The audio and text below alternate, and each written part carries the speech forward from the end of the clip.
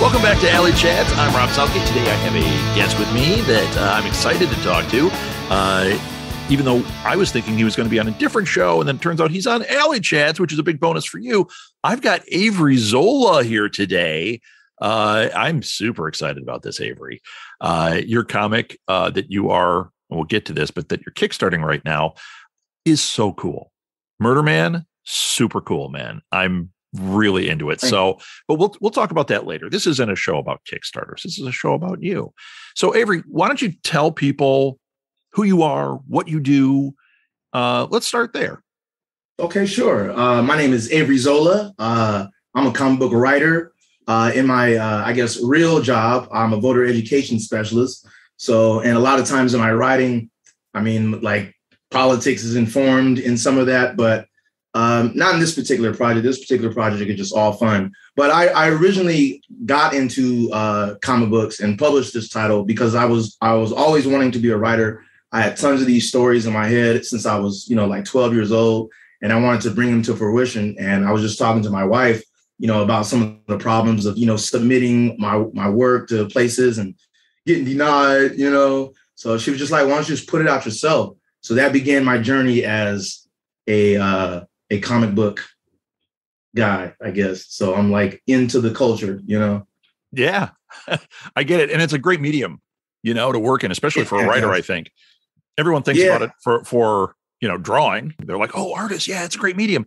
But for writers, I mean, man, you can get your story out there and it's a lot easier and a lot cheaper than making a film or trying to sell your series that you go, oh man, I wrote this whole series and then absolutely nobody's going to shoot it. Like you got to know somebody at Netflix. But and that brings up a good point because I originally wanted to be a screenwriter. When I was a young man, I was like, I'm going to be a screenwriter. I'm going to storm Hollywood and I'm going to, all these ideas. But I looked up and I had children and I was like, okay, I have children. So I had to change my major and I switched some things around, but I always kept that screenwriting skill with me and it really helped transfer over into comic books. So for anybody out there, if you have screenwriting skills or, you're educated in screenwriting, it is easily to transition over to comic books. And just like you said, Rob, it was one of those things where we have this idea, we have this project we want to put out, but we don't know Johnny Depp. We don't know any movie producers. So the best thing we can do is just put it out ourselves, So that's kind of what we did with this particular project. But yeah. Yeah. Well, it makes sense. I mean, create that IP and then Hollywood can come knocking. Absolutely. So I'm going to go off of what we normally talk about here. You were a screenwriter. Who are your favorite screenwriters? Oh man, I'm going to have to go. Now I'm a child of the 80s. So but I like Spike Lee. Quentin Tarantino is one. Probably Quentin Tarantino, I think, is like a screenwriter. Yeah. So he's in there. Who else? Melvin Van Peebles for the blaxploitation, stuff he did. Amazing. Yeah, there's a lot of guys. There's tons, but those are probably my favorite. I'm gonna say Tarantino, Spike Lee, and what's the last guy I said? Van Peebles. Van Peebles, yeah. Yeah. Melvin Van Peebles, not Mario Van Peebles. Right? Not Mario. I did like New Jack City though. So did I. What a great movie, huh? Yeah. That was a classic. We didn't know then, but Ice-T would go on to always play a cop after that movie. And we didn't know that he was going to be good. Yeah, exactly.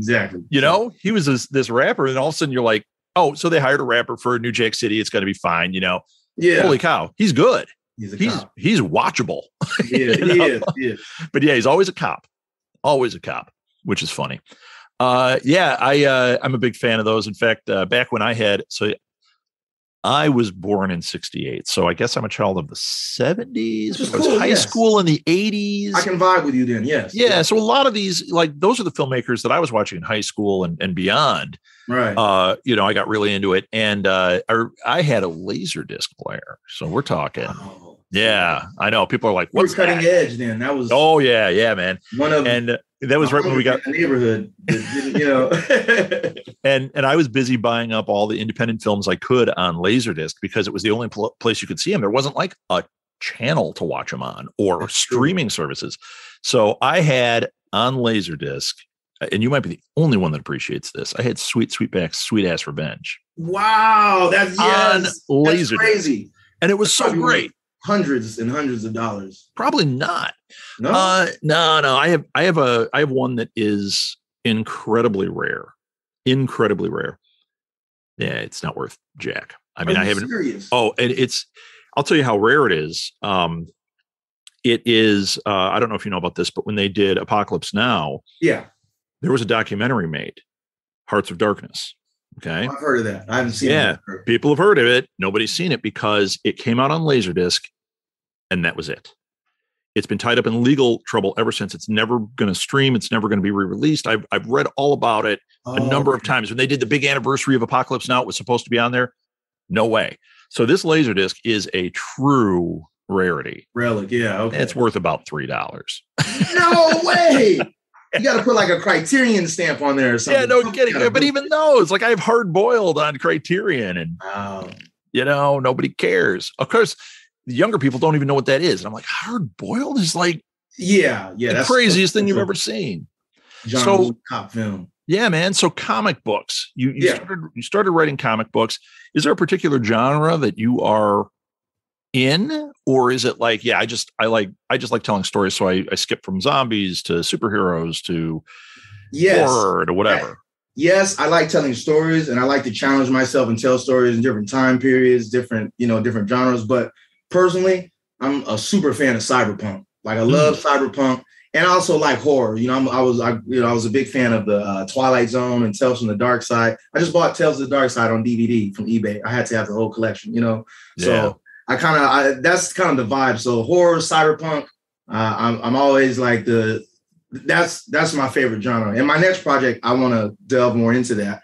And the Murder Man, The Deal of Death, it kind of deals with that. It has like a lot of, I guess, themes from like the Warriors, and it's like a dystopian kind of future, that it's taking place in, but cyberpunk and horror all day.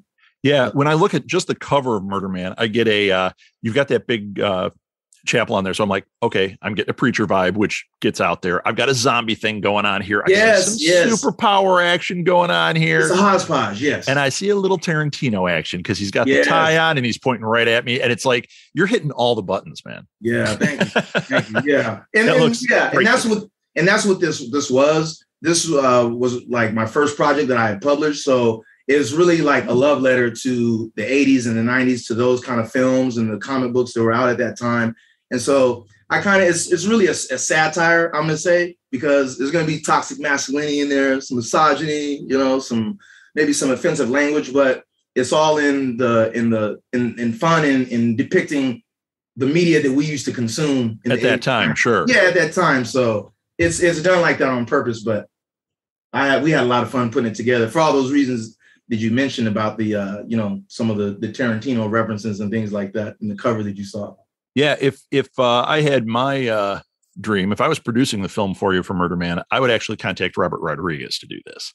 Yes. He's perfect for this, and I'm looking at it and I'm like, that's what this is. Which that's a big compliment. I love Robert Rodriguez. So I do too. That's another director, that he's like a Quentin Tarantino Jr., but he's brilliant. Yeah, well, in some ways he's an equal, and some that's true. If you look at Grindhouse, I actually think he kicked Tarantino's butt on that one. I thought Planet Terror was that was where he was like, I'm going to show you what I can do, and it was like, whoa, yeah, that everybody's cup of tea. But you and I probably sat there cheering through the whole thing. So yes, of course. Nothing better than the machine gun leg in that one. Yes, come on. Exactly. All that kind of stuff is. Yeah. So, okay. I know it's been a weird year with cons and everything. And since this is your first venture, have you been able to do any cons? So we are slated to be at the Phoenix Fan Fusion. I believe it's going on between January 13th and 15th in Phoenix, Arizona. But over the last few years, I have not been able to go to a Comic-Con. And actually, we were supposed to go to the Comic-Con in 2020, and it kept getting pushed back until they just canceled it. So then they canceled it for 2021. And so 2022 will be the first time that I'll be able to have this project at Comic-Con. So that's exciting. That's really cool. That. Yeah, that's really cool. So have you ever done any panels or anything? Not necessarily. I haven't done any panels. I like to go to Comic-Cons as a fan, but I also like to go to talk to artists and writers and kind of network and do things like that. But not necessarily a panel. No, not yet. No. Well, I'm gonna put it out there that you need to do panels at this one in Phoenix, because that's where people really get to know you and get excited about your stuff. And Artist Alley is the greatest. So you go to Artist Alley. Give me some stories. Who have you met in Artist Alley that you're like, oh man, I met so-and-so? Well, okay. Well, this is my favorite one. This is Let's hear it. So I went to the Comic-Con in Phoenix about 5 years ago, and I was just talking to artists. And one of the artists that I met there was Dietrich O. Smith. And Dietrich O. Smith's worked on Shaft. I think he did Battlestar Galactica. He did something with Victor Vale called The Destroyer. And so he's a professional artist. When I go to these Comic-Cons and I'm talking to artists, a lot of artists, not saying that they're too busy, but it's like I'm a professional artist. Who are you? I don't know you. Dietrich O. Smith was super open. Talked to me. We were just like two regular guys talking about the love of comic books, And I love that. Exactly. And I presented to him the idea that I was working on, like, hey, I want to do this and I'm looking for a cover artist. And he volunteered to do it. And he basically charged me nothing. He was in town for just a couple of days. So I actually met him the next day after I talked to him. I met him at Arizona Mills Mall. And then he gave me like the full old fashioned style. So he gave me the cover on those comic book, boards. The big board. Yeah. I still have that. So that's keep that around. That's really cool. Yes. And so I tell people all the time, like when you go to these Comic-Cons, if you're a publisher or artist or a writer, you got to talk to the artists, talk to the artists, talk to the writers, because you never know who you're going to meet. You never know who's going to be receptive to your idea, so. That's the whole premise of this show is, my wife and daughter and I would haunt Artist Alley, and we have this podcast thing going, and we have a network, and we're always looking for people that can interview or whatever. But we just made all these connections, and now it's like we're part of that community because it's such a great community. Absolutely. And the people that like I now have on my friends list that I'm actually friends with, it's like, man, 15-year-old me would have died. Yes, isn't that amazing? Yeah, same. I have some of my idols on my friends list. I have people that I admire and it inspired me on my friends list, and I can contact them and get real feedback. And so, it's a beautiful thing. So I'd say participate, go to the Comic-Cons because it's more there than just things. It's actual. You can build relationships and get involved into the comic book culture. Definitely. So do you find yourself, since you are a writer and you just mentioned getting feedback, do you find yourself like writing a story, writing a book, sending it off to somebody and just saying like, here, read through this, give me notes? Or are you one of these guys that's a little more insulated and you go, read it, and I kind of want to hear what you have to say, but it's not changing?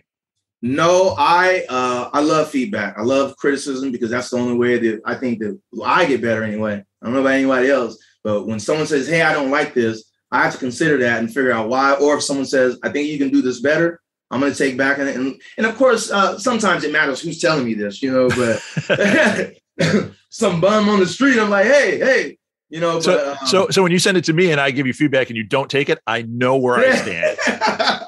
That's all right. I keep that in my professional life as well. My wife will disagree with you on the feedback, but as far as my writing and things like that, I want to get better. I never feel that I don't say that I'm good enough, but I always want to get better. And I don't feel that I always want my next project to be better than my last, put it like that. So feedback is integral in that process. Yeah, cool. So outside of Murder Man, you got anything else simmering?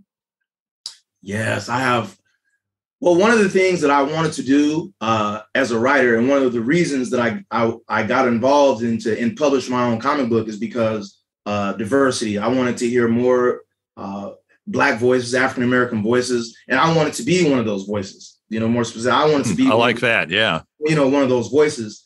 And so my next project, what I think that I'm going to do is I'm going to gear something specifically to the African-American community, but where others can enjoy it. So it's not going to be, in a like some kind of microcosm. It's going to be like an American story that everyone can relate to, but I will have predominantly African. It's going to be African-American tale is what I'm trying to say.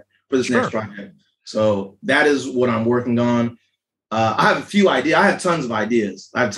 So I'm not sure of the setting, but I know it will involve probably like dimensional travel or something like that. Spoilers. There's going to be dimensional travel. I really, you know what? And I'll tell you, that Lovecraft Country that was on HBO. Oh, that was so great. Yeah. Oh man, that really let me know that it was okay to like blend like something happened in the 30s, an African-American experience, and have science, and fantasy involved in it. I had never really considered fantasy, and then like African-American. And it wasn't afraid to go there. The other one that's really good with that came out around the same time was that Watchmen series. Oh, I love that. I couldn't believe that first episode. They went like straight at it.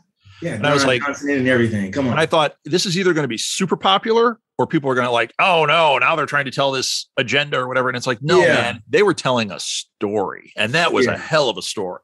Yeah, it was.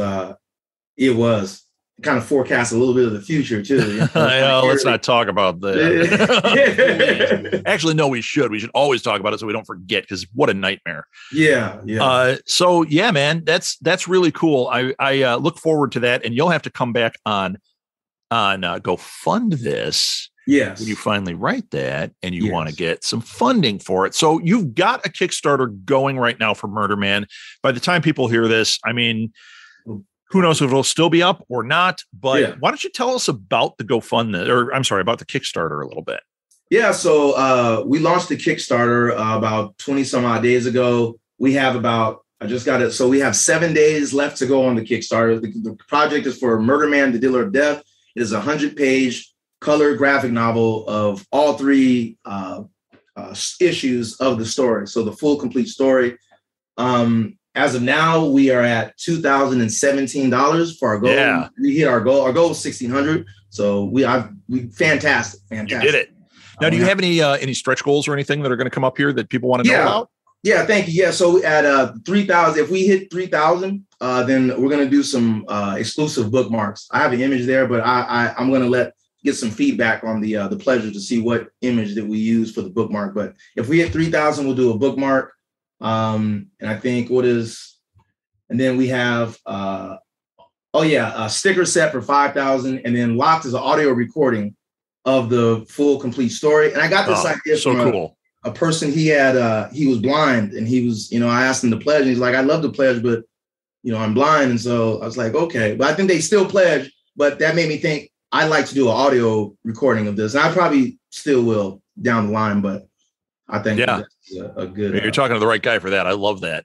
Yeah. That's really cool. So, okay. So if it is still active, get in there, go to Kickstarter, look up. It's called Murder Man, the Dealer of Death is what they look for, right? Absolutely. Murder Man, the Dealer of Death.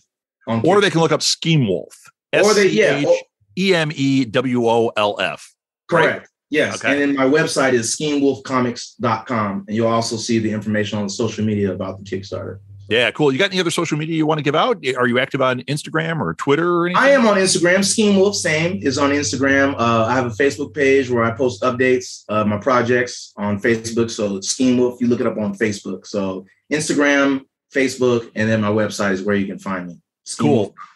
It's kind of like a virtual artist alley. So you want to connect with Avery. You want to get in there, follow him on stuff. You want to support the Kickstarter, because this is how you meet your heroes and meet them before they become your hero, right? Yes, before we become rich. Yeah. Now I'm accessible. Accessible, bro. We're accessible. That's right. That's right. Maybe you couldn't go to high school with him, so you don't have that connection, but you got that connection through Instagram and your buddies now. So. Yeah. And I should say, you can reach out on me on social media or my website if you just want to talk, talk about comic books, or you have an idea, or you want to get my opinion or give me feedback. I welcome it all. So open line of communication. Sweet. Avery, I'm going to have you on other shows, other things we do. But for now, thank you so much for being on Alley Chats. This was really a pleasure. I think you and I could probably talk for hours if we didn't have the time limit of this show that we've kind of self-imposed on it. So really, Avery, thank you so much for being on. Good luck with this Kickstarter. Great book. Great guy. I'm really excited for this. Thank you, Rob. I appreciate it. Thank you for having me. You can find Alley Chats on Facebook by searching for @AlleyChats. You can also visit us at our webpage, smgpods.com/ Alley Chats for links to all our episodes and other cool stuff. One easy way to support our show is to rate and review Alley Chats wherever you listen to your podcasts. Those ratings really help us out and help others find our show as well. Alley Chats is produced and edited by Rob Southgate for Southgate Media Group. Be sure to subscribe to Alley Chats because you definitely don't want to miss an episode. Thanks again to our affiliate sponsors, Hunt-A-Killer and Tweaked Audio. Links to them are on our webpage and in the show notes. This wouldn't be possible without them. Our theme song is by Benny and the No Goods. Check out their awesome music at bennyandthenogoods.bandcamp.com. If you're an artist or writer or creative type that would have a table at an artist alley and would like to be on Alley Chats, message us through the Facebook page or email us directly at southgatemediagroup@gmail.com and we'll set up an interview. Thanks for listening, everybody. We'll be back tomorrow with another fantastic show.